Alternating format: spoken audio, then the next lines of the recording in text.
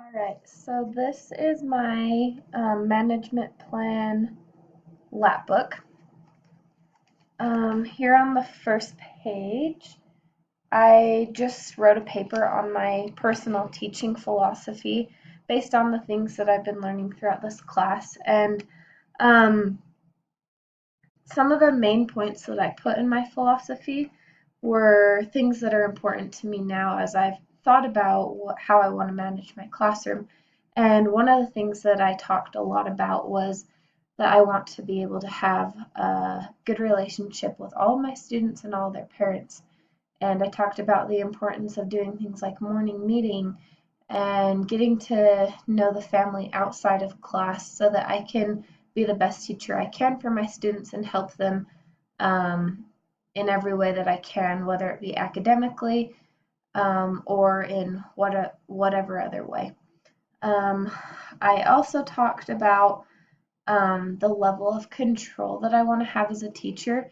As I've thought about it over this course, I've realized that I'm kind of a good mix of high control and low control. So more of like a medium control. I love the order in a classroom. I like for everything to have a spot and for everything to be in that spot. But I really like the idea of having kids learn through discovery and through hands-on experiments and projects.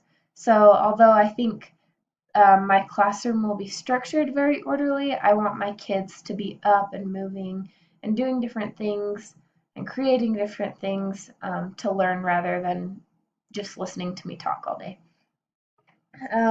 For my next page, for the learning environment page, I created my own classroom map. And one of the things that I really like about my map is how the desks are set up right here. And they're kind of, if you can see, in a half circle. And what I'm thinking with that is that it lets all the students kind of be able to see each other. And when we want to have discussions, they can move their desks so that it creates kind of a half circle. Um, Other things that I have this whole corner which is dedicated to reading. I have several tables where kids can do projects or where the teacher can be helping them, computers for other types of learning, more tables, bulletin boards, whiteboards, teacher's desk. Yeah. Okay. So then we go to democratic classrooms. And for this page, I really just wanted to kind of demonstrate the different things that stood out to me about having a democratic classroom. So I talked a lot about morning meetings, and I actually read a book about morning meetings this semester after learning about them in this class. And so I put the steps of a morning meeting here, and they're greeting, sharing, group activity, and news and announcement. And my goal for that is to have the students lead the meetings um, to make it more democratic and to give them opportunities to lead and to feel like they can just, yeah, lead discussions and meetings.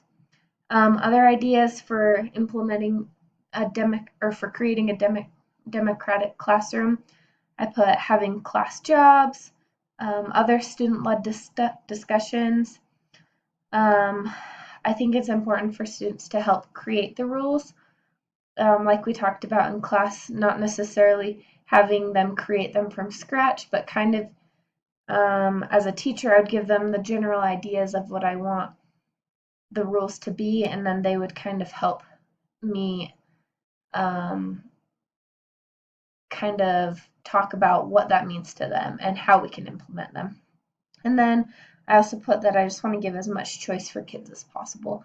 And that can be in giving them different ideas for how to do a specific project, giving them different topics that they can study, or rather letting them choose the topics that they want to do their projects on to learn more about within certain guidelines, and just really giving them the most opportunities they can to take control of their learning.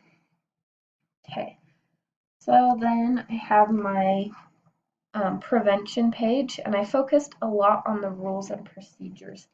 I have just an example of 3 just kind of broad rules that I might implement as a teacher. And they say, I will respect myself, my classmates, and my teacher.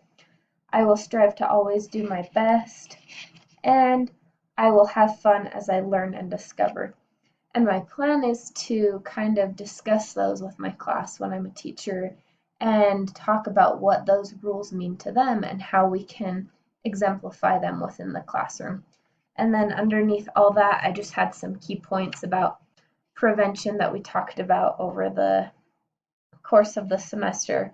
I talked about how it's important for a teacher to create a safe and warm atmosphere for students, how procedures should be established from day one so students know exactly what is expected of them and that those procedures should be modeled.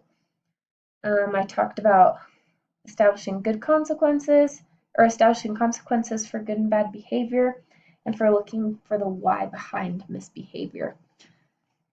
Okay, so for my motivation page, I kind of created, well, I talked about the different types of motivation, which are external, identified, introjected, and external.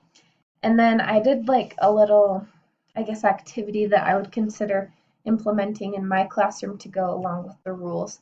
So I have different color stars to go along with each of the rules. And they say, I showed respect today, I did my best today, I had fun learning today. And what I would do is if I saw a student doing a great job at following one of these rules, I would give them a star and they would put their name on it and then put it up on a bulletin board or a wall. And I would also make sure to explain exactly why they were receiving the star.